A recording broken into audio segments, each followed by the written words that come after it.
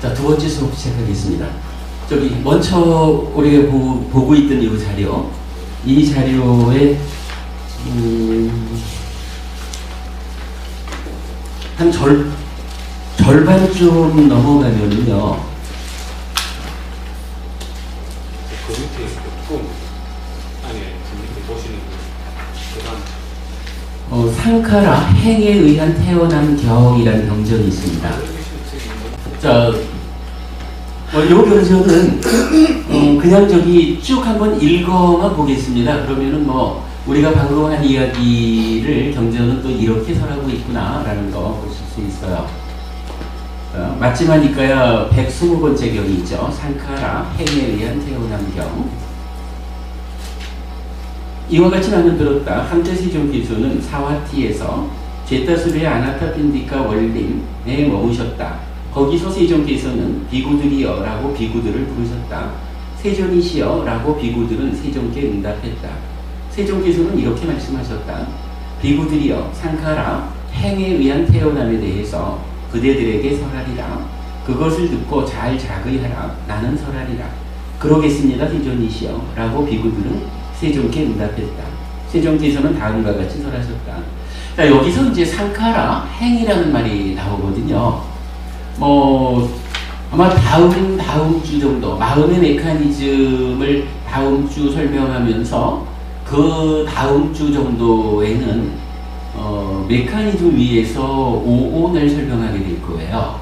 그러면 이제 요 행이라는 게 색수상 행식 오온 중에 하나잖아요. 그 의미를 좀 구체적으로 알아보기로 하고요. 우선은 여기에서 상카라 행은 한마디로는 이제 형성작용 이렇게 말하는 건데, 요 자리의 형성작용이란 어떤 의미냐 하면 우리가 아까도 보았지만은 찢다가 원인이 돼서 뭔가 말과 만으로 행위하잖아요.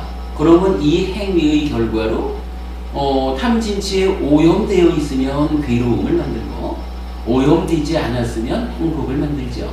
요렇게. 근데 요 이제 행복을 만드는 고멸, 괴로움의 소멸, 아라한 데서 완전히 소멸한 부분은 제외하고 어떤 형태로든 행위가 요만큼의 오염이라도 있어서 요만큼이라도 괴로움이 포함된 그런 결과를 형성하는 이런 의미로 보면 돼요. 그래서 일단은 이제 쉽게는 뭔가 말과 만으로 행위하는 거 이런 정도로 이해를 하시고 넘어가기로 하겠습니다. 마음의 메커니즘에서 좀 더 구체적으로 이해하기로 하고요. 그러면 이 얘기는 뭔가 말과 만의 행위에 의한 태어남 그렇게 보면 되겠죠. 비구들이여, 여기 비구는 믿음을 부족하고 계획을 부족하고 배움을 부족하고 보시를 부족하고 지혜를 부족한다. 그에게 이런 생각이 든다. 참으로 나는 몸이 무너져 죽은 뒤에 부유한 끄샤트리아 가문의 일원으로 태어난다 라고. 그는 그것에 마음을 집중하고 그것에 마음을 확고히 하고 그것에 마음을 갖는다. 이와 같이 개발되었고 많이 지어진 상카라와 머금은 그곳에 태어남으로 인도한다. 비구들이여, 이것이 그곳에 태어남으로 인도하는 도이고 도닦음이다. 이랬어요. 그러니까 이 얘기 우리가 방금 본 거지만은 원하는 곳에 태어나는 방법 5가지가 나와 있는 거죠. 그러니까 부처님 끄샤트리아 이랬는데 끄샤트리아 뭔지 아시죠? 저기 사성계급 중에 브라만 끄샤트리아 이렇게 되는 거죠. 이건 그냥 쉽게 말하면 부잣집 아들로 태어나기를 원하면 이런 얘기 정도로 지금은 이해하면 되겠죠. 그런 부잣집 아들로 태어나려면 이 5가지는 갖추자 이거예요. 믿음, 계획, 배움, 보시, 맞냐? 이 5가지를 갖추고는 내가 다음 생에는 부잣집 아들로 태어날 거야 라고 그 생각에 탁 집중한다. 그러니까 늘 내가 다음 세상에는 부잣집 아들로 태어나야 되겠다. 요렇게 생각하자는 거죠. 그러면 일단 요 5가지의 힘은 가지고 있잖아요. 그럼 요 5가지가 갖추어져 있는 상태에서 내가 다음 세상에 부잣집 아들로 태어나야지 하는 요 생각을 지속적으로 하고 있으면 이제 행위가 다음 세상에 부잣집 아들로 태어날 만한 그러한 행위들이 지어진다.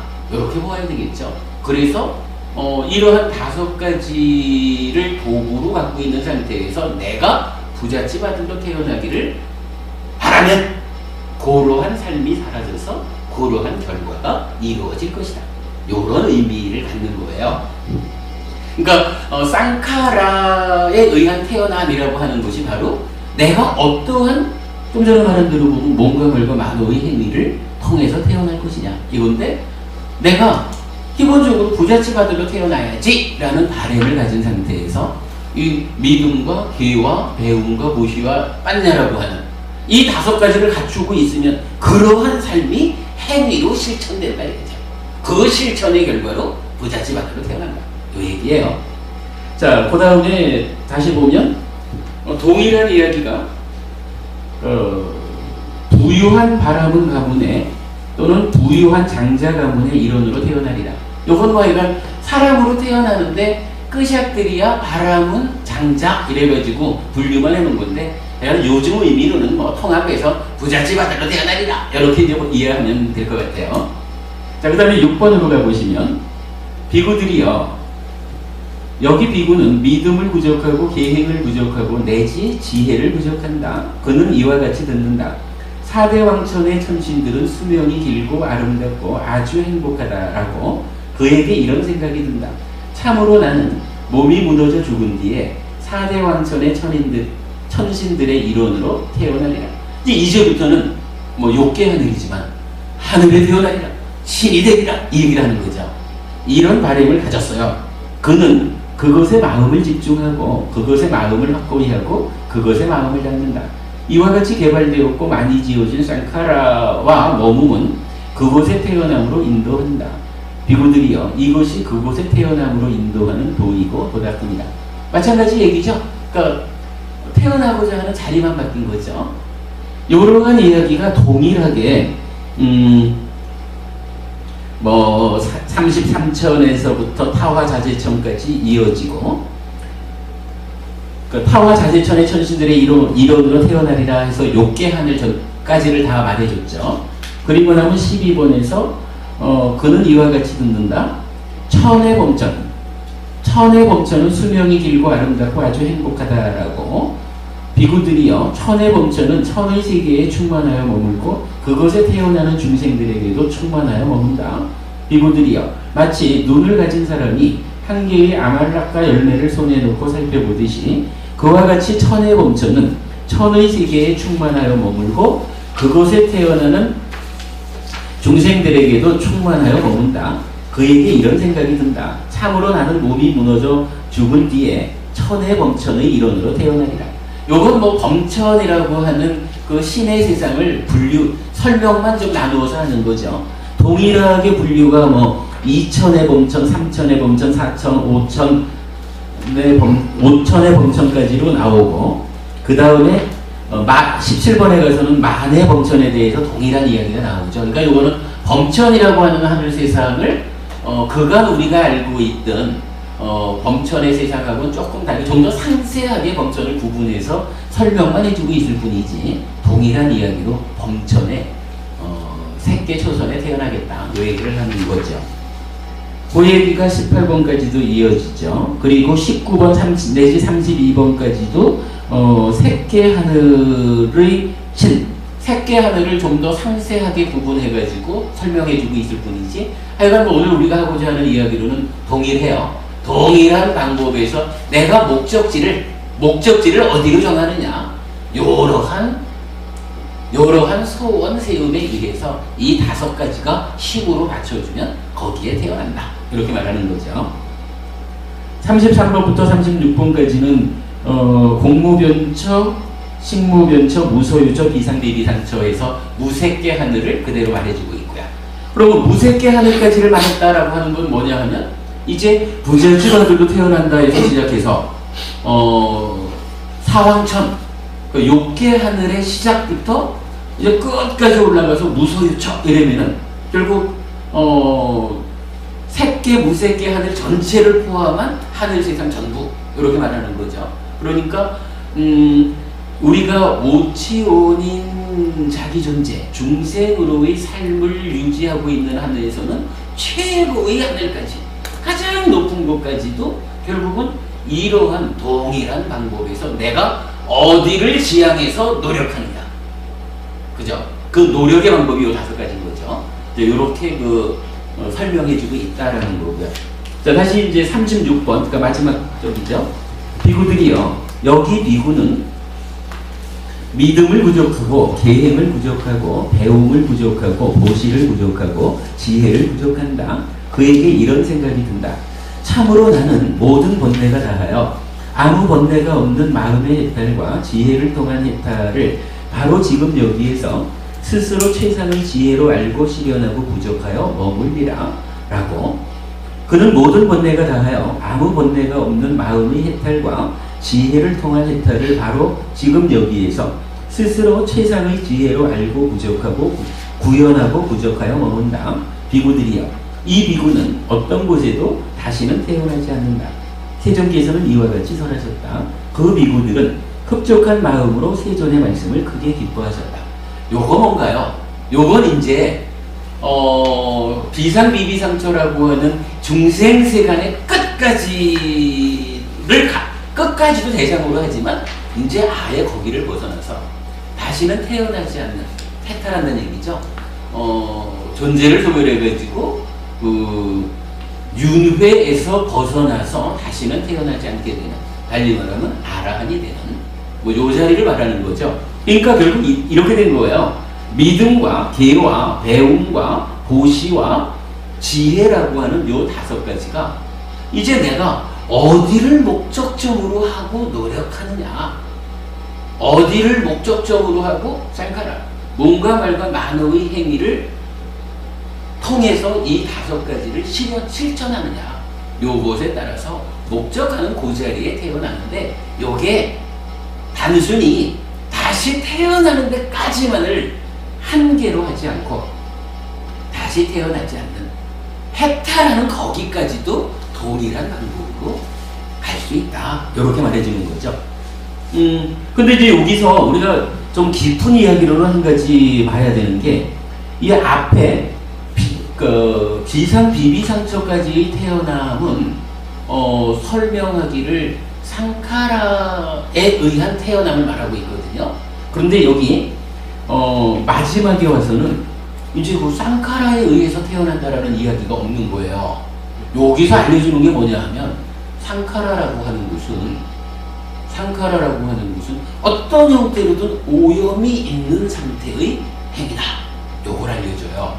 요거야 우리가 다음 주 5온에서 설명하겠지만, 이 5온에서 상카라라고 하는 행을 정의할 때 상카따라는 표현이 앞에 나와요. 상카따 된 것을 계속해서 형성한다고 해서 행이라고 한다 이래 나는데, 요 상카따라는 말이 유위, 무위라고 우리가 말하죠. 그때 무위를 제외한 유위라는 게 상카따거든요. 그러니까 유위, 요거는 무위라고 하는 탐진치가 완전히 소멸된 그 상태를 못 간 거란 말이죠. 그러니까 어떤 형태로든 탐진치가 조금은 남아있는 그러한 상태에서 이 상카라 행이 정의되기 때문에, 이제 지금 여기서 이제 마지막 문단에 나와 있는 해탈에서 아라한다는 요거는 이제 상카따, 유위, 탐진치가 요만큼이라도 남아있는 상태에서 성취할 수 있는 게 아니잖아요. 그러니까 요 마지막 문장, 해탈한다, 윤회에서 벗어난다 라는 요 자리에는 상카라라는 말이 나타나지 않는 거예요. 이게 가끔씩 보다 보면 경전이 정말 엄격하게 구분했었어요. 우리가 사실 웬만하면은 상카라 이래가지고, 상카라는 상카따 위에 있고 아상카따는 포함하지 않아, 이런 부분 신경 안 쓸 수도 있는데, 경전은 명확하게 구분을 해가지고 형성한다라고 하는 것은 이렇게 중생으로 살아가는 삶에 대한 이야기다, 이런 부분을 확인해 주는 거예요. 자, 일단 이 경전을 통해서 보면 우리가 아까 시간에 계속 정리해봤지만 원하는 곳에 태어나는 방법으로 이 5가지가 구체적으로 어떻게 설명되느냐, 어떻게 부처님은 이 내용을 설해주고 있느냐 하는 거 뭐 구체적으로 본 거로 하면 되겠죠. 자, 한 페이지 넘겨보겠습니다.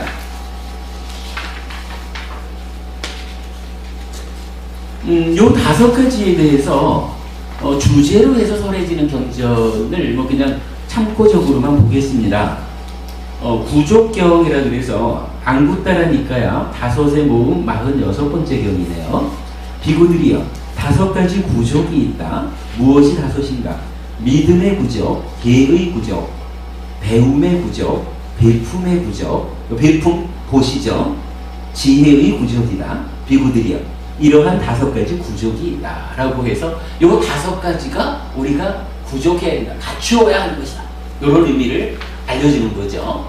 그냥 이게 이렇게 그 경전들에서 나타나기만 하는 게 아니라 아예 요 5가지를 부처님은 갖추어야 한다, 부족해야 한다, 이렇게 이제 알려주는 거죠. 밑에 재물경이 있어요. 요건 47번째 경이네요. 이어지는 것이네. 비구들이여 5가지 재물이 있다. 무엇이 5인가? 믿음의 재물, 계의 재물, 배움의 재물, 배품의 재물, 지혜의 재물이다. 구족이라는 말을 재물이라는 말로만 바꿔놨죠. 재물이라는 건 뭐예요? 우리가 살아가는데 필요한 거죠. 그런 의미로 재물이라는 말로 표현을 했고, 비구들이여 그러면 무엇이 믿음의 재물인가? 비구들이여 여기 성스러운 제자는 열애의 깨달음에 믿음을 가진다. 이런 이유로 그분 세존께서는 아라한이시며 완전히 깨달은 분이시며 영지와 실천을 부족한 분이시며 피안으로 잘 가신 분이시며 세간을 잘 알고 계신 분이시며 가장 높은 분이시며 사람을 잘 길들이는 분이시며 하늘과 인간의 스승이시며 깨달은 분이시며 세존이시다 라고 비구들이여 이를 일러 믿음의 제물이라 한다. 요거 뭔가요? 우리가 계속해서 생각해야 하는 6가지 중에 첫 번째로 나타난 부처님을 생각하는데 부처님을 어떻게 생각해야 하나요? 요때 제가 부처님이 열의 10호라고 해서 10가지로도 10가지 이름으로도 나타나고 또는 붓다 부덕 해가지고 9가지로도 나타난다 그랬죠. 여기서 이제 가장 높은 분 무상사하고 사람을 잘 길들이는 분 조어장부 요 2가지를 붙여서 하나로 말하기도 하죠. 그래서 무상조어장부 이렇게 되는데 니까야적인 의미로는 9가지로 보는 게 좀 더 정확할 것 같아요. 하여간 믿음이란 이렇게 여기서 정말 다시 한번 제가 강조해 드리는 거, 제가 그 믿음 이러면은 늘 그 얘기를 하죠. 믿음이 뭡니까? 그냥 부처님 이러는 게 아니라 부처님의 깨달음에 대한 믿음이다 이렇게 말했죠. 여기서도 지금 그게 나타나죠. 여기 성스러운 제자는 열애의 깨달음에 믿음을 가진다. 그리고는 10가지로 부처님을 말했다라는 것은 부처님의 깨달음의 상태를 표현한 게 10가지다 이런 의미예요. 요거 보는 건 아주 중요해요. 믿음, 부처님의 깨달음. 부처님은 완전한 깨달음을 성취한 분이다. 달리 말하면 부처님 깨달음은 완전하다. 부처님 깨달음은 한 점의 결함도 없다. 부처님 깨달음은 시간이 갈수록 제자들에 의해서 발전해가는 것이 아니다. 제자들은 완전한 깨달음인 부처님의 가르침을 배워서 실현하는 것이 제자들이 할 일이다. 이런 부분을 다 포함하고 있는 거예요. 이거 아주 중요한, 믿음에 대한 정말 중요한 포인트입니다. 그거 기억하시고요. 자, 다음 이어서 비구들이여 그러면 무엇이 계의 제물인가? 비구들이여 여기 성스러운 제자는 생명을 죽이는 것을 멀리 여의고 주지하는 것을 가지는 것을 멀리 여의고 삿된 음행을 멀리 여의고 거짓말하는 것을 멀리 여의고 방이라는 근본이 되는 술과 중독성 물질을 멀리 여의었다. 비구들이여 이를 일러 계의 제물이라 한다. 그러니까 여기서는 이 5가지 중에 계, 물론 이제 계가 기본적으로 지계, 계를 지킨 이렇게 나타나지만 저는 요거를 계속 특히 제가 제자의 경우라면 5계를 지키는 이렇게 말하죠. 근데 지금 요 경에서 계의 재물 이래가지고 알려주는 게 5계를 지키는 걸 알려주죠. 그러니까 계 이렇게 말해도 되고 5계 이렇게 말해도 된다 이런 거죠. 다시 비구들이여 그러면 무엇이 배움의 재물인가? 여기 성스러운 제자는 많이 배우고 배운 것을 바르게 호지하고 배운 것을 잘 정리한다. 시작도 훌륭하고 중간도 훌륭하고 끝도 훌륭하며 의미와 표현을 부족하여 더할 나위 없이 완벽하고 지극히 청정한 범행을 확실하게 드러내는 가르침들이 있으니 그는 그러한 가르침들을 많이 배우고 호지하고 말로써 친숙해지고 마음으로 숙고하고 견해로서 잘 꿰뚫는다. 비구들이여 이를 일러 배움의 제물이라 한다. 뒤에 이 배움의 내용을 한번 더 살펴보기로 하고요. 오늘은 시간 관계상 그냥 이렇게 읽고 갈게요. 그러면 배움이 무엇인지는 충분히 설명은 되어 있죠. 부처님 가르침이라는 게 이렇게 뭐 시작도 중간도 끝도 다 훌륭한 거예요. 그렇게 이제 넘어갈게요. 그러면 무엇이 백품의 제물인가? 여기 성스러운 제자는 인색함의 때가 없는 마음으로 제가에 살고 아낌없이 보시하고 손은 깨끗하고 주는 것을 좋아하고 다른 사람의 요구에 반드시 부응하고 보시하고 나누어 가지는 것을 좋아한다. 장자여 이를 일러 베품의 제물이라 한다. 요건 뭐 우리 계속해서 생각해야 하는 6가지 중에 보시 그 내용이죠. 다시 비구들이여 그러면 어떤 것이 지혜의 제물인가? 비구들이여 여기 성스러운 제자는 지혜를 가졌다. 그는 일어나고 사라짐을 꿰뚫고 성스럽고 통찰력이 있고 바르게 괴로움의 소멸로 인도하는 지혜를 부족하였다. 비구들이여 이를 일러 지혜의 제물이라 한다. 이랬어요.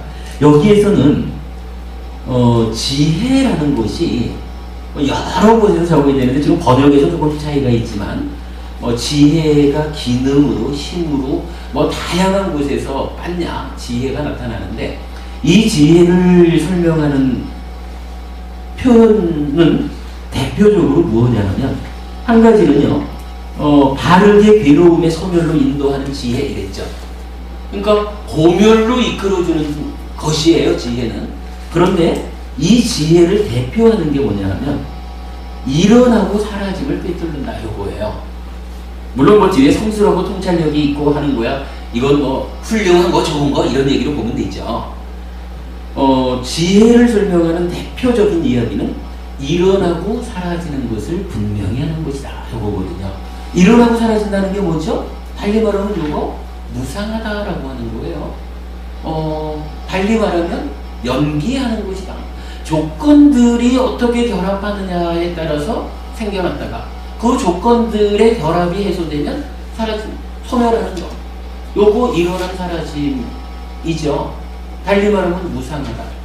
그죠? 그래서 결국은 요렇게 일어나고 사라짐을 분명히 한다, 꿰뚫는다라고 하는 게 연기를 보는 것이고 요게 무상을 보는 것이고 그럼으로써 무상고무아라고 하는 바른 견해, 바른 경향성을 갖는 곡을 말하는 거예요.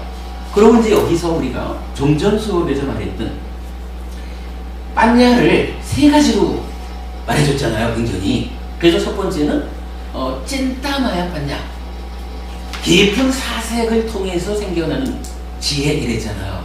그러니까 깊은 사색의 과정을 통해서도 어떤 일이 가능하냐 하면 참으로 세상이라는 것이 존재한다는 것이 이게 정말로 다양한 조건관계 때문에 만들어집니다. 요걸 깊은 사색에 의해서도 그만큼 알아낼 수 있다는 거죠. 그래서 가능하잖아요. 그리고 두 번째로 수타마야 빤야 이래가지고 배움을 통한 지혜 이랬다고요. 그것도 마찬가지죠. 아까도 반복적으로 말한 거지만 상라가정이라고 하는 존재의 실상에 대한 오해 이거를 무상고무아라고 하는 존재의 실상을 배워 알므로써 바꾸는 거잖아요. 그래서 그렇게 무상고무아라고 하는 존재의 실상을 아는 견해, 이것이 바른 견해다. 거기가 지혜다. 이렇게 말한 거니까 똑같죠. 그리고 이거를 아예 수행을 통해 가지고 나의 내면의 경향성까지를 어떻게 해요? 상라가정이라는 경향성을 치유해서 무상고무아라고 하는 치유된 상태의 경향성, 힐링의 완성이 이제 사실은 여기에 있는 거예요. 힐링의 완성이라. 그러면 거기에서도 세 번째 지혜가 생겨나는 거죠. 그러면 우리가 지혜를 세 가지의 지혜로 말했다라고 할 때 그 각각의 지혜가 결국은 깊은 사색 과정을 통해서 어떤 걸 알았다. 요걸 의미하는 건 아니죠. 깊은 사색의 과정을 통해서 참으로 세상이라는 것은 이렇게 조건들에 의해서 결과가 생겨났다가 조건이 해소되면 사라지는 요런 거구나라고, 이거를 깊이 있게까지는 몰라도 삶의 과정에서 필요한 어떤 것을 생각해서 알 수 있는 거죠. 배워서 알 수 있는 거죠. 그리고 수행을 통해서 완성할 수 있는 거. 그렇게 그 수행이 세 가지로 알려진 것이 그 의미를 우리가 이해해야 되겠죠. 자, 이렇게 이제 5가지 재물을 설명을 하고 이제 노래가 하나 나오죠. 여rec게 흔들리지 않고 잘 확립된 믿음을 가지고 선하고 성자들이 좋아하고 칭송하는 계를 지니고 승가에 청정한 믿음이 있고 올곧은 자를 보는 자 그는 가난하지 않다 일컬어지나니. 그러니까 이런 것을 다 갖추면 가난하지 않다. 왜? 그 자체가 이미 재물이야. 그런 얘기죠. 꼭 물질적으로 뭐 재산을 갖지 않아도 이런 이야기. 그는 가난하지 않다 일컬어지나니 그의 삶은 헛되지 않도다. 그러므로 슬기로운 자는 부처님들의 교법을 경념하면서 믿음과 계와 청정한 믿음과 법을 보매 몰두할지라라고 계가 개성을 하나 불렀죠. 자, 그렇게 보고 이제 다음 페이지로 넘어가 보겠습니다. 자, 다음 페이지에는 행위경이라서 안구따라 니까야 8의 모음의 36번째 경입니다. 요거 사실은 이제 그 뿐냐끼리야라고 하면 이게 뿐냐가 공덕이란 말이거든요. 그래서 공덕을 만드는 행위경 이렇게 이제 보면 되죠. 비구들이여 3가지 공덕행의 토대가 있다. 무엇이 셋인가? 보시를 통한 공덕행의 토대, 계를 통한 공덕행의 토대, 수행을 통한 공덕행의 토대이다. 자, 요거 우리가 늘 말하는 3가지 공덕행 그거죠. 비구들이여 어떤 사람의 경우 보시를 통한 공덕행의 토대와 계를 통한 공덕행의 토대는 조금 만들었지만 수행을 통한 공덕행의 토대를 만들지는 못했다. 그는 몸이 무너져 죽은 뒤에 불운한 인간으로 태어난다. 비구들이여 어떤 사람의 경우 보시를 통한 공덕행의 토대와 계를 통한 공덕행의 토대는 보통으로 만들었지만 수행을 통한 공덕행의 토대를 만들지는 못했다. 그는 몸이 무너져 죽은 뒤에 운이 좋은 인간으로 태어난다. 비구들이여 어떤 사람의 경우 보시를 통한 공덕행의 토대와 계를 통한 공덕행의 토대는 굳건하게 만들었지만 수행을 통한 공덕행의 토대를 만들지는 못했다. 그는 몸이 무너져 죽은 뒤에 4대 왕천의 신들의 동료로 태어난다. 자, 요 세 문장을 보면 이렇게 나타났죠. 3가지 공덕행 중에 보시와 계라고 하는 2가지를 그러니까 수행은 아예 못 만든 거예요. 3가지 다. 수행은 아예 못했어요. 그래서 수행으로 어떤 성질을 보지는 못했는데 첫 번째 경우는 보시와 계를 통한 공덕행을 조금 지었어요.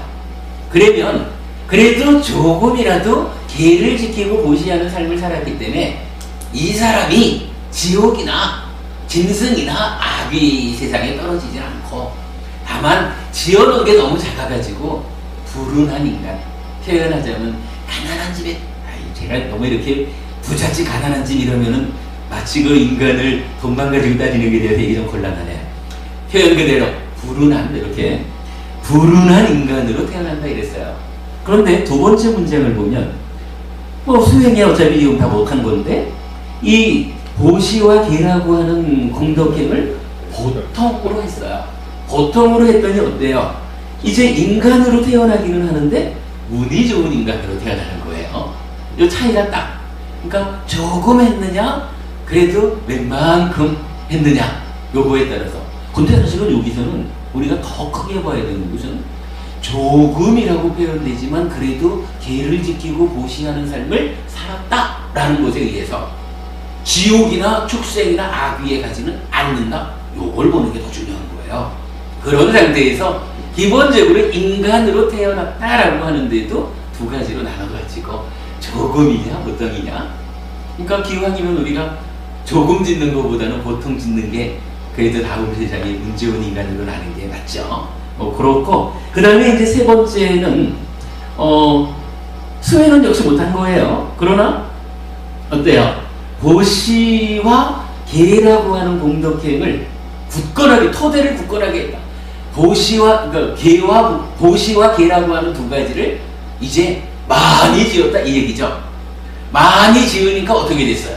사대왕천이라고 하는, 그러니까 사왕천이라는 하늘에 태어났죠. 그러니까 어차피 수행, 아까 우리가 수행 세 가지로 알아봤죠. 그 세 가지 수행으로 성과를 내지 못한 상태는 동일한데, 그래도 계를 지키고 보시하는 이러한 삶에 투철했다라고 하면 일단 하늘에 태어나는 것이 이렇게 결과되는 거예요. 보장되는 거예요. 근데 그거를 대략 그렇게 살았어 하면 그래도 인간 가운데 운이 좋은 인간, 그저 그렇게 살긴 살았어 이렇게 하면 그래도 고심만 가지고도 나쁜 세상에 태어나진 않고, 그러나 운이 나쁜 인간 이렇게 구분하는 거죠. 그리고 이제 여기부터 요 경의 끝까지는 동일한 이야기에서 하늘만 달라져요. 그 얘기는 뭐냐 하면 이제 보시와 계의 토대를 굳건하게 했다. 잘 계를 지키고 보시했다라고 해도 거기에서도 이제 등급이 있겠죠. 주로 우리가 뒤에 다른 경전을 좀 보면 어떠한 보시를 하느냐, 어떻게 보시하느냐에 따라서 이 태어나는 하늘이 달라지는 이런 부분이 경전에서 설명되어 있는데, 요거 제가 지난주 수업 보고 올 거예요. 지난주 수업 보고에서 올바른 보시행이라고 하나의 답글로 연결해 놨어요. 그 올바른 보시행을 따로 뽑아가지고 제가 쓴 올바른 보시행을 놓고 그것에 대한, 제가 왜 이렇게 올바른 보시행이라는 글을 만들었나 하는 경전 근거를 쭉 적어놨거든요. 그게 답글이 뭐 6개인가 있을 건데, 그 제일 마지막에 가면 웰라마경이라는 경전이 나와요. 그리고 그 앞에 있는 경전들 요래 좀 보시면, 아, 이런 보시를 하면 이런 하늘에 태어나는 결과가 있구나, 그런 부분 아실 수 있어요. 그거 참고하기로 하고, 일단 요 경전은 이렇게 이제 알려주고 있어요. 자, 그런데 가만 잠깐만요. 근데 이 경전에서 제가 이제 정말로 또 해야 되는 이야기는 요거예요. 자, 처음에 이제 사대왕천의 신들의 동료로 태어난다 이랬잖아요.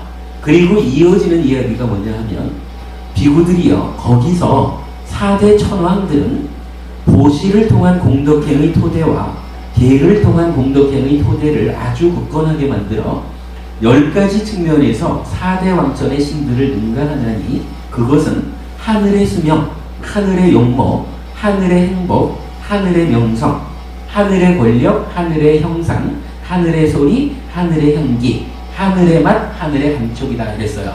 그러니까 사대 천왕이라고 하면 누구냐 하면 사왕천이라는 4개의 하늘 중에 왕들이잖아요. 그 하늘의 왕들은 그 하늘의 신들보다 뛰어나다 이거예요. 아무래도 왕이니까 더 뛰어나겠죠. 그러니까 이 계를 지키고 보시를 행하는 일을 훨씬 잘했으니까 왕으로 태어났겠죠. 그런데 그 뛰어나다라고 하는 것을 말하면서 10가지로 이렇게 말하는 거예요. 자, 하늘의 수명, 용모, 행복, 명성, 권력, 그리고 뒤에 5가지는 색성향, 미촉, 요 5가지죠. 그러면 색성향, 미촉이라고 하는 그 5가지 어떤 뭐 신체적인 구조라 할까요? 뭐 그렇게 말하고는 그거 앞에 5가지로 이 하늘 세상을 말하는데, 하늘 세상을 살아가는 신들 중에 누가 더 훌륭하냐? 그러니까 예를 들어서 4대왕천 이러면은 4대왕천 중에는 4대 천왕이 제일 훌륭해. 근데 그 훌륭한 게 어떤 차이로 훌륭한 줄 알아? 요 얘기를 말해주죠. 그러니까 하늘 사람들도, 그러니까 신들도 따지면 하늘 수준의 그 수명으로 그 수명이 길어, 이런 이야기가 되겠죠. 용모, 잘생겼어. 행복, 아주 행복해. 명성, 그 4대 천왕은 훌륭해, 이런 명성이 있죠. 그리고 하늘에서의 권력. 뭐 인간 세상에서도 대통령이 권력을 갖듯이 사왕천에서도 사천 왕이 권력을 갖겠죠. 요렇게 요거 어찌 보면 좀 이해하기 어려운 부분이, 아니 하늘에 태어났으면 하늘에서 행복하다라고 하는 것은 그냥 행복한 거지, 이렇게 볼 수 있거든요. 제가 지금 이 경전을 설명하려는 이유는 뭐냐 하면, 새끼 무새끼 하늘은 까마를 벗어났으니까 전혀 다르죠. 그러나 욕계 하늘, 욕계의 여섯 하늘은 어쨌거나 까마, 욕계잖아요, 그죠? 까마를 삶의 동력으로 하는 하늘이란 말이에요. 그런 세상이란 말이에요. 그러니까 문제는 하늘 사람들, 신들도 까마, 내 몸으로 감각되는 물질적인 것들에 대해서 좋은 거는 내 거 하려고 하는 이러한 바람이 있다는 거예요. 그런데 하늘에 태어났다, 하늘이 행복하다라는 건 뭐냐 하면, 내가 바라는 게 저 좋은 거 내 거 해야지 라고 해서 바라는 게 있을 텐데, 이 바라는 것의 성취도가 얼마냐. 이거 100% 성취되면은 행복한 거지 뭐. 그 이상 행복한 게 있어요. 원하는 대로 다 갔는데 90%가 성취되느냐 70%가 성취되느냐, 뭐 이런 차이를 말할 수 있겠죠. 우리 인간들 같으면 어떨까요? 인간들, 우리도 역시 욕계 중생이어서 몸으로 감각되는 바깥 물질적인 것들, 요것에 대해서 내 거 하고 싶거든요. 그러니까 좋은 거 보고 싶고, 좋은 소리 듣고 싶고, 좋은 냄새 맡고 싶고, 좋은 맛 보고 싶고, 좋은 감촉을 느끼고 싶은 거예요. 그거 하려니까 이쁜 여자를 내 마누라를 삼아야 그 아름다운 모습을 항상 나가보지. 뭐 이러니까 이쁜 여자를 결혼하려고 하는 거고. 뭐 사실은 그런 거 아니겠어요? 저기 까마라고 하는 게. 그러면 인간의 삶에서는 이 까마에 대한 성취도, 만족도가 얼마나 될까? 그거 잘 모르죠. 그러나 이 까마라고 하는 것에 의해서 우리가 참으로 지옥이라고 하는 것은 얻고자 하는 것이 100이라면 거의 제로, 아무것도 얻지 못하는 이러한 기도. 편안함을 얻고 싶은데 계속 불 속에 들어가서 구워져야 하니까 그 편안함이라는 걸 하나도 못 얻죠. 뭐 이렇게도 말할 수 있을 거고. 그러니까 그런 측면으로 이 까마, 내가 원하는 것이 이만큼 있는데 현실적으로 내가 성취하는 것은 얼마냐. 요 성취도, 요것이 사실은 우리 사는 삶의 그 구분이라고 말할 수 있는 거죠. 하늘 세상도 욕계의 여섯 하늘은 동일한 거예요. 그 동일한 가운데서 욕계의 여섯 하늘의 사람들은 어떤 것을 원하길래, 어쨌든 그들과 몸으로 감각되는 바깥 세상이죠. 그 바깥 세상 중에 어떤 것을 원하길래 성취도가 인간보다 높을까? 요 부분을 우리가 이해할 수 있는 단초를 주는 거예요, 요경이. 근데 지금 그러잖아요. 어차피 욕계 하늘의 그 신들도 우리 눈에는 보이진 않지만 그들도 몸이 있잖아요. 그러니까 그들도 자기들대로의 몸을 통해서 감각되는 색성향 미촉이라는 게 있겠죠. 그 색성향 미촉이라는 대상에 있어서 우리보다 성취가 일단 높은 거예요. 지금 여기 10가지 중에 뒤에 5개가 그걸 말하죠. 그러면서 앞에 5개가 뭐냐 하면 수명, 용모, 행복, 명성, 권력 이래가지고 5개 말하고 있잖아요. 요거 우리가 사는 모습이랑 똑같은 거예요. 일단 요렇게 욕계 육천의 신들도 우리와 동일하게 자기들의 몸, 자기들의 생활을 기준으로 해서지만 요런 10가지를 원한다. 그것에 대한 성취도가 우리보다 높아서 하늘 사람과 신이라고 말하는 것 같다. 일단 요걸 하나 주목하자고요. 자, 그리고 한 페이지를 넘겨보겠습니다.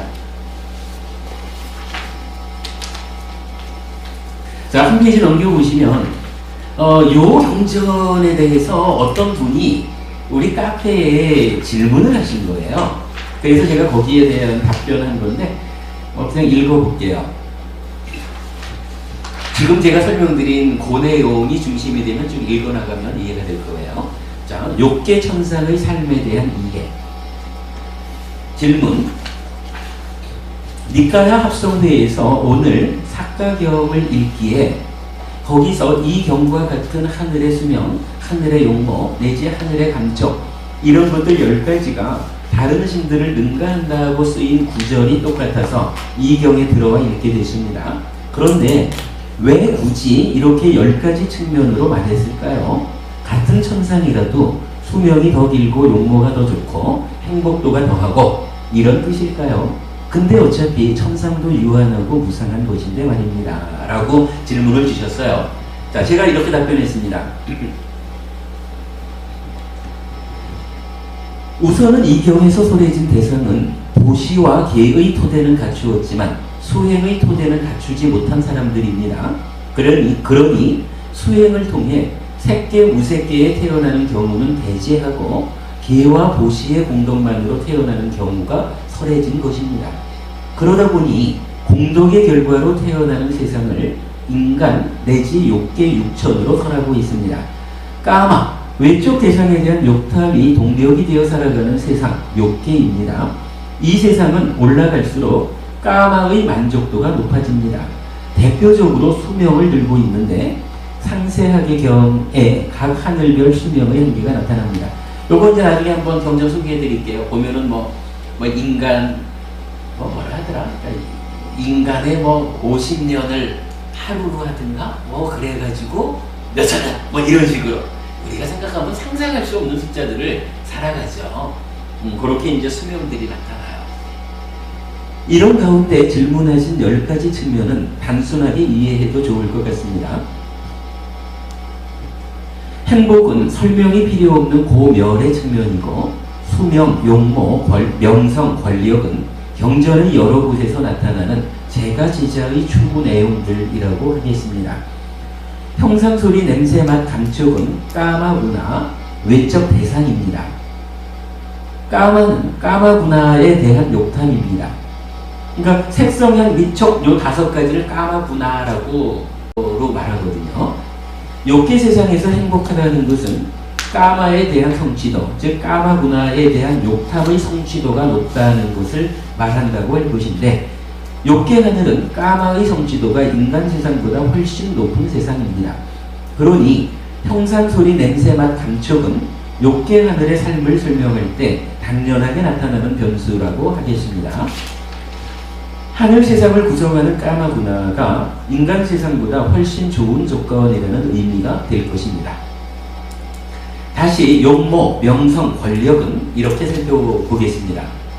자, 요 얘기 뭐냐 하면 지금 바로 윗문단에서 색성향, 미촉 5가지가 인간보다 훨씬 좋은 이렇게 설명했고 그 위에 두 번째 위에서 보면 대표적으로 수명을 들고 있다라고 하면서 상세하게 경에서 이 하늘 사람들의 수명이 엄청 크다. 지금 요 얘기를 한 거죠. 그러니까 10가지 중에서 수명하고 색성향, 미촉 6가지를 한 거예요. 그래서 이제 4가지가 남았는데 그 중에 3가지. 자, 다시 용모, 명성, 권력은 이렇게 살펴보겠습니다. 여인 상류답의 마음에 들고 마음에 들지 않음 경 1, 2번은 남녀 간에 마음에 들고 들지 않음의 요소로 5가지를 제시하는데 용모, 재물, 계행, 게으름, 부지런함, 출산 능력입니다. 남녀 간의 관계 맺음에서 용모는 가장 앞에 제시되는 요소일 만큼 중요한 것이 욕계 세상의 현실인가 봅니다. 이런 이야기죠.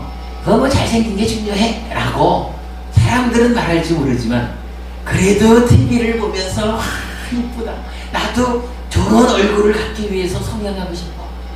이러는 게 욕계 중생인 인간들의 그냥 현실적인 이야기다. 그러니까 인간들이 세상에서는 우리가 참 이걸 구분하면 안 된다라고 말은 하지만 그건 우리가 공부하는 입장에서 잘 보아야 한다라는 거지. 인간들의 기본적인 욕구는 잘생기고 싶어 한다는 거예요. 예뻐지고 싶어 한다는 거죠. 그렇게 이제 말하는 부분이죠. 다시 합리적인 행위경은 원하고 좋아하고 마음에 들지만 세상에서 얻기 어려운 것으로 4가지를 제시하는데 법답게 얻은 재물, 명성, 긴 수명, 천상에 태어남입니다. 그러니 명성과 수명은 인간 세상에서도 하늘 세상에서도 행복을 위한 중요 변수라고 할 것입니다. 그러면은 이제 이 세 가지 다 병전적으로 이렇게 나타난다. 사람들이 살면서 이런 거를 참 중요시하는 것이다. 이렇게 이제 설명했고요. 이제 마지막 한 가지가 있죠. 상해 비유경에서 파세나디 꼬살라 왕은 권력의 취기에 중독되고 감각적 욕망, 요 까마예요. 감각적 욕망의 집착에 사로잡혀 있으며 백성의 이익과 안전을 도모하고 광대한 영토를 정복하여 통치하는 관정의 대관식을 거행한 끄샤트리아 왕이라고 자신을 표현하는데 권력을 가장 앞에 내세우는 것을 볼 수 있습니다. 그렇다면 까마에 대한 효과적인 성취를 위한 수단인 권력 또한 인간 세상에서도 하늘 세상에서도 행복을 위한 중요 변수라고 할 것입니다. 이 부분 이해되시죠? 권력이라고 하는 게 사실 부자가 되면 그 다음에 권력 갖고 싶어 한다죠. 근데 그러나 이건 이 권력을 왜 갖느냐 하면 결국은 내가 살아가면서 갖고 싶은 거, 성취하고 싶은 요거를 성취하기 위한 힘이 되니까, 효과적으로 성취하는 힘이니까 그 권력을 가지려 한다는 건데, 이러한 권력이라는 것이 인간 세상뿐만 아니라 욕계 세상에서도 동일하게 적용되는 중요한 요소다. 뭐 이렇게 나오는 거죠. 그러니까 이렇게 그 삶의 중요한, 그러니까 우리 삶에서 이렇게 의미를 가지는 것들이다 보니까 경전에서도 하늘 사람을 설명하면서 이러한 10가지에서 뛰어남으로 하늘 사람이 행복한 상태를 말하고 있다. 이런 의미죠. 이렇게 보면은 약간 욕계 육천이라고 하는 이 하늘이 어떠한 삶을 영위하고 있는지에 대해서 우리가 대략적으로 감을 잡을 수가 있겠죠. 그 의미 때문에 이제 요 경전을 알려드리는 겁니다. 자, 마저 읽어볼게요. 무엇보다도 욕계 하늘은 인간 세상과 같은 범주에 속하는 욕계 세상입니다. 까마의 세상인 것입니다. 까마 문화를 기반으로 성취 정도를 말할 수 있고 그것이 그대로 행복의 척도인 것입니다. 이런 의미에서 하늘 세상에서의 삶을 10가지 측면으로 설하였다고 이해하면 좋을 것 같습니다. 그리고 법우님께서 왜 굳이 이렇게 10가지 측면으로 말했을까요? 같은 천상이라도 수명이 더 길고 용모가 더 좋고 행복이 더하고 이런 뜻일까요? 근데 어차피 천상도 유한하고 무상한 것인데 말입니다. 라고 하셨는데 그런 뜻이 맞는 것 같습니다. 또한 유한하고 무상한 삶이라고는 해도 존재하는 동안에는 행복해야 하는 것이 존재의 바람인 것이니 제가 불교의 포괄적 목표를 존재로서의 행복에 토대한 존재의 소멸이라고 정의한 것을 감안하시면 타당하게 받아들일 수 있겠습니다. 물론 이런 세상의 현실이 마음에 들지 않으시다면 이런 거 참 솔직히 좀 싫다, 마음에 들지 않는다 라면 수행을 통해 이 욕계의 세상을 뛰어넘어 색계 무색계로 그리고 궁극적으로는 존재, 오치온을 소멸하고 해탈해야 하는 것입니다. 불교의 큰 방향성이니 잊지 마시기 바랍니다. 부랴부랴 적었습니다. 내용이 많이 부족할 것입니다만 공부에 도움되시면 좋겠습니다. 해피하시기 바랍니다. 라고 답변을 했어요. 하여간 그 앞의 경과 요 글에서 우리가 그래도 좀 중요한 한 가지 의미를 보았죠. 우리가 하늘에 태어나고자 원하는데 그 하늘의 삶이라는 것은 어떤 삶일까 하는 데 대한 어떤 그 단초를 발견했다 하는 정도로 이해하고 넘어가겠습니다. 자, 이게 제가 아까 시간에 그러니까 앞 시간에 과정 정리를 하다 보니까 이 생각보다 하고자 할 거를 다 못했는데 오늘 나눠드린 자료가 2장이 있습니다. 그 2장 중에 까마를 즐기는 자라고 하는 것을 하나 보겠습니다.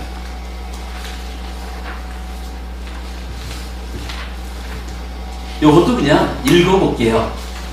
까마를 즐기는 자, 까마보기 7월 18일은 청성교도소 법회에 참석하였습니다.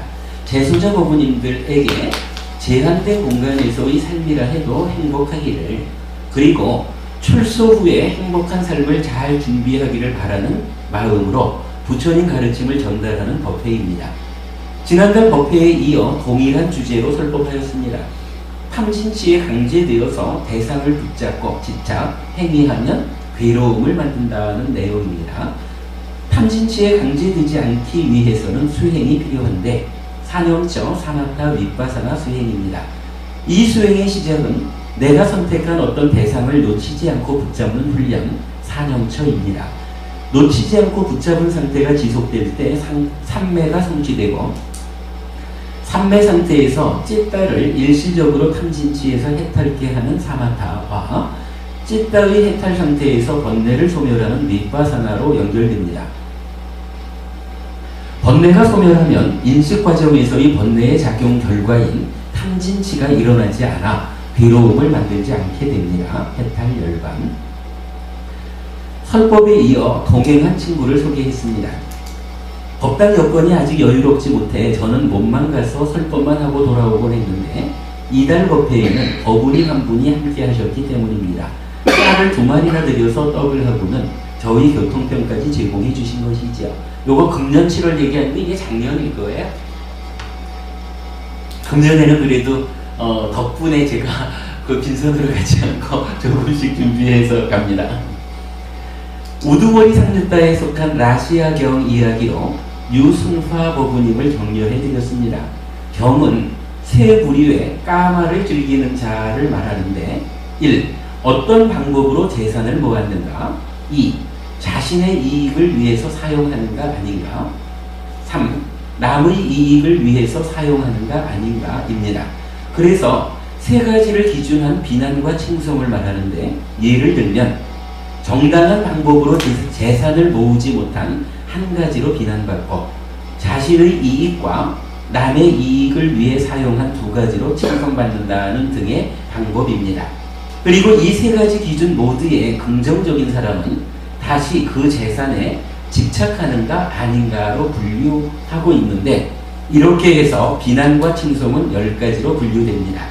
까마를 즐기는 자 경은 이 내용을 직접 10가지로 분류하여 설하는데 표로 만들어 첨부하였습니다. 뒷면에 있어요. 유순화 법부님은 만난 지 오래되지 않았기에 유순화 법부님을 만난 지 오래되지 않았기에 정당한 방법으로 재산을 모으고 있는지에 대해서는 알지 못합니다.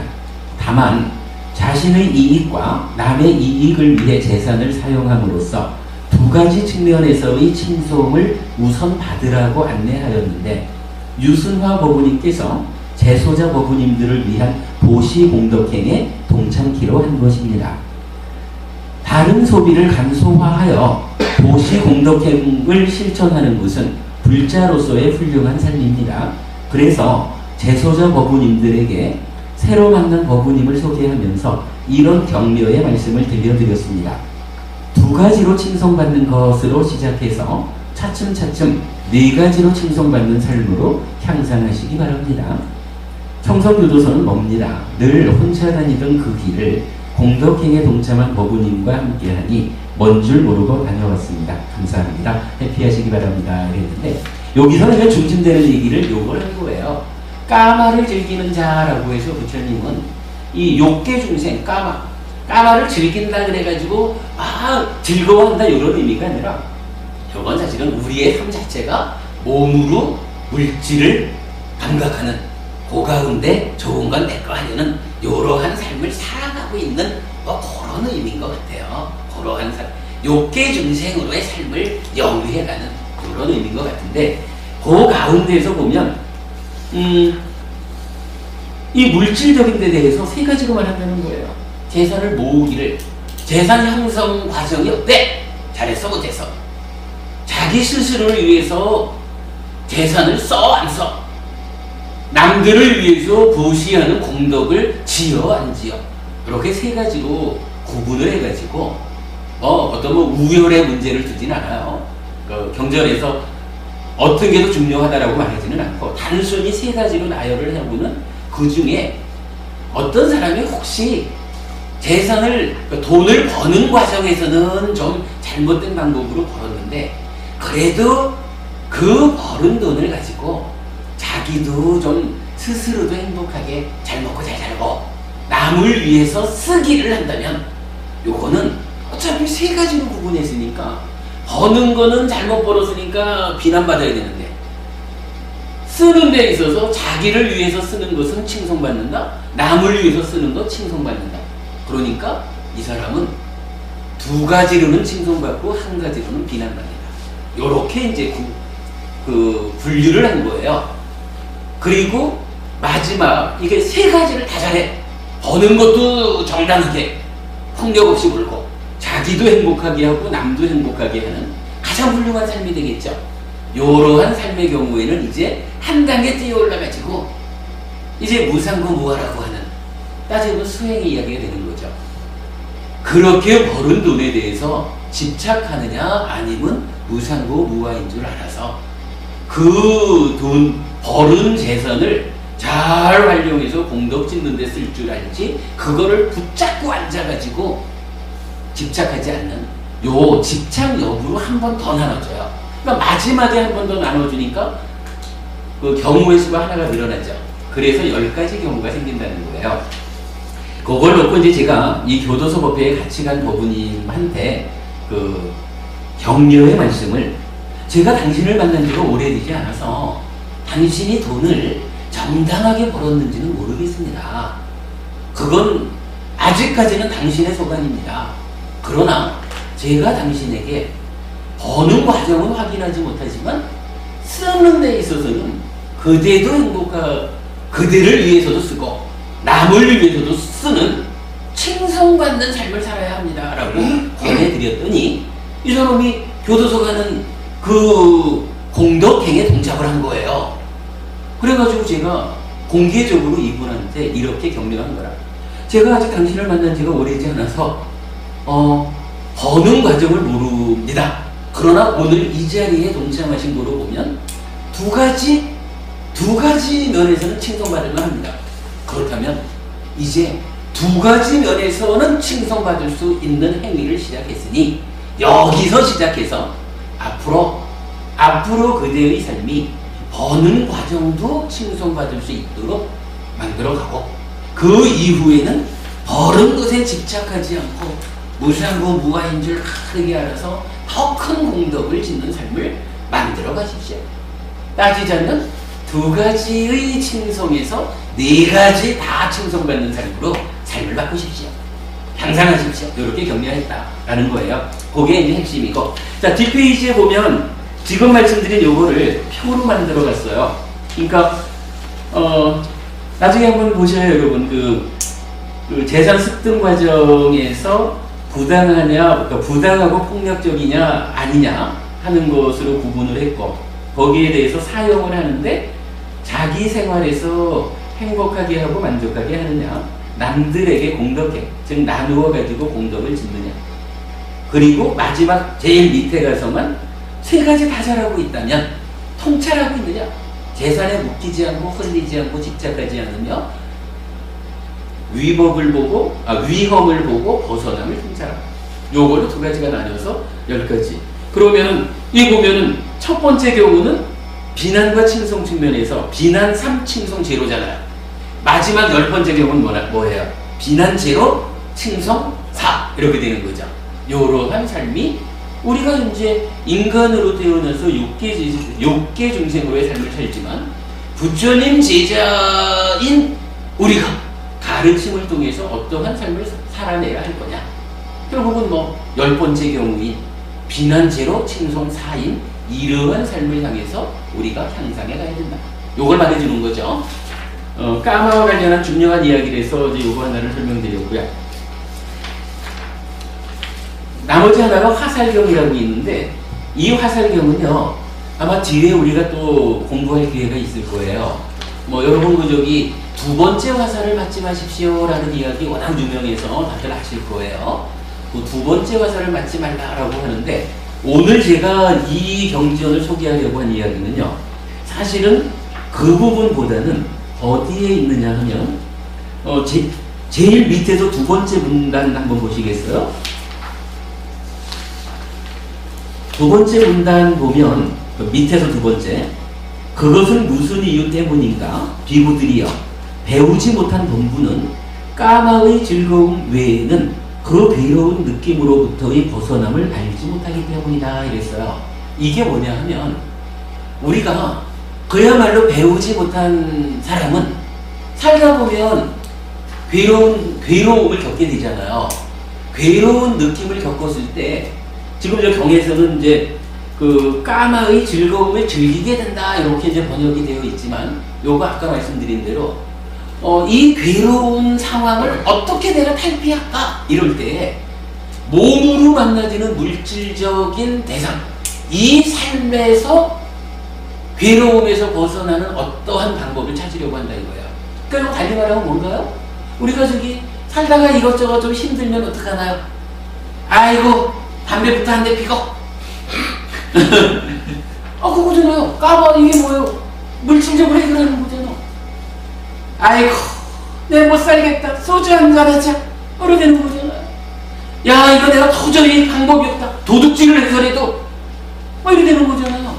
이게 배우지 못한 사람이 어떠한 괴로움을 겪게 되면 이거를 까마를 즐기는 이렇게 표현되지만 하여간 몸밖의 물질 세상에서 어떤 방법을 찾는 것밖에는 다른 방법을 모른다는 거예요. 근데 문제는 대부분 그런 방법들이 이어지는 또 다른 괴로움을 만든다는 거죠.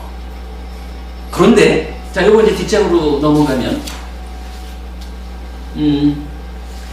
밑에서부터 하나 둘 셋 네 번째 단락이요. 7번의 습관에 그 7번의 끝에 보면 자 그것은 무슨 이유 때문인가 비구들이요 잘 배운 성스러운 제자는 까마의 즐거움을 즐기는 것 외에도 그 괴로운 느낌으로부터의 벗어남을 알기 때문이다 이랬어요. 요거 뭔가요? 괴로운 상황이 생겼을 때 이거를 담배 한 대 피는 것으로 술 한 잔 먹는 거로 도둑질하는 거로 남을 해치는 거로 요렇게 해결하지 않는다는 거예요. 그럼 이거 까마의 즐거움 외에라는 것은 뭐겠어요? 이제 까마라는 것은 어차피 안입이 설친 의 중에 의와 법을 제외한 안입이 설친 색성향 미척 요법이잖아요. 요거 밖에서라니까 뭐가 남아요? 의와 법이 남잖아요. 요거 뭐죠? 내 마음이 법이라고 하는 물질적인 요거 빼고 표현하자면 나의 기억이라든가 어떤 나의 내면적인 것을 대상으로 감각하는 거잖아요. 그쪽에서 답을 찾는다는 거예요. 한 대 피워서 답을 찾는 게 아니라 내 안에서. 그리고 그러한 답이 결국 이 경전 전체를 뭐라고 말하냐면 무상고 무아를 보는 거예요. 달리 말하면 이게 순행하는 거잖아요.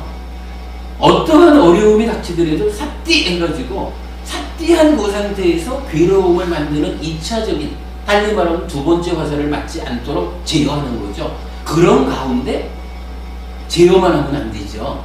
이제 무상고 무아를 꿰뚫어 보는 그러한 수행이라는 방법을 통해 가지고 이 괴로움에서 벗어나는 방법을 그게 괴로움을 벗어나라고 안다 이거예요. 그래서 괴로움에 직면했을 때 까마로서 해결하려 하지 않고 나의 내면에서 이걸 해결하는 법을 알아서 이어지는 두 번째 괴로움, 두 번째 화살을 맞지 않는다. 요거 지난번에 우리가 법에 대한 이야기를 하면서 이 얘기 했잖아요. 화가 일어나면 어떻게 해야 돼요? 이 화가 나도 모르게 행위로 연결되지 않도록 제어해야 한다고 그랬죠. 알아차려서. 그래서 일단 뺨을 때리는 순간 한 달은 빌어야 되는 괴로움이 생긴다. 그런데 요거 싹 해가지고 행위만 제어하면 되느냐? 아니라 그랬죠. 잘못하면 한국 사람한테만 있는 화병이 생길 수 있다 그랬잖아요. 이게 쌓여가지고. 그래서 실제로 공부하는 사람들은 화가 일어나면 요거에 대해서 두 단계로 대처한다 그랬죠. 첫째는 삿띠 해가지고 이 화가 나도 모르게 행위로 연결돼서 뺨을 때리는 요거 제어해야 되죠. 그리고는 2단계로 요 참아냈지만 아직 내 안에 있는 요 화 요거가 쌓여가지고 화병으로 가게 두면 안 된다. 그럼 무슨 방법이 있느냐? 참으로 요 화라고 하는 존재, 요것도 존재이기 때문에 이 존재의 실상은 무상고 무하다. 무상한 것이다. 이러이러한 조건들의 결합에 의해서 화가 일어났을 뿐이지 요거 원래 화라고 하는 고놈이 있어서 찾아온 건 아니다. 이렇게 본다는 거죠. 요거 달리 말하면 뭔가요? 이게 산업도 잘못된 있어서 요거죠. 지금 화살경에서 말하는 괴로움을 겪었을 때, 닥쳤을 때 잘 배운 제자는 어떻게 합니까? 까마 몸 밖에서 한 대 피든 한 잔 마시든 이런 방법 말고 바로 나의 내면에서 싹디 해가지고 해결을 제어하고 그 상태에서 무상고 무아를 꿰뚫어보는 그 힘에 의해서 괴로움에서 벗어난다. 이것은 더 이상 부작용이 없다. 아무런 이어지는 괴로움을 만들지 않는다. 그 얘기죠. 시간이 너무 지나서 이 화살경 이야기를 요걸로만 마칠게요. 그러니까 저는 오늘 화살경 얘기를 두 번째 화살 이거보다는 사실 이거 굉장히 중요한 거죠. 우리가 지금 오늘 총괄한 좋은 세상에 태어나는 법, 뭐 이 주제에서 까마라고 하는 것과 관련해서 일상의 삶에서 그러니까 까마를 즐긴다라고 말하는 외적 대상을 통해서 문제를 해결하는 그 방법밖에 모르는 사람이 어떠한 삶을 사느냐? 두 번째 화살을 맞는 삶을 살게 된다. 그러므로 우리는 그 방법 말고 내면에서 이러한 방법으로 그 문제를 해결해서 두 번째 화살을 맞지 않는 삶을 살아야 하는 것이다. 요걸로 마칠게요. 너무 늦었습니다. 고맙습니다. 마쳤습니다. 감사합니다. 그래서 아주 까마에 대한 이야기 오늘 중요한 부분을 짚었습니다. 이제 다음 주에는 이제 다른 핑계 안 되고 마음의 메커니즘으로 들어갑니다. 뭐니 해도 해피법당, 해피설법회 공부는 마음의 메커니즘을 가장 큰 성과로 앞세우는 거죠.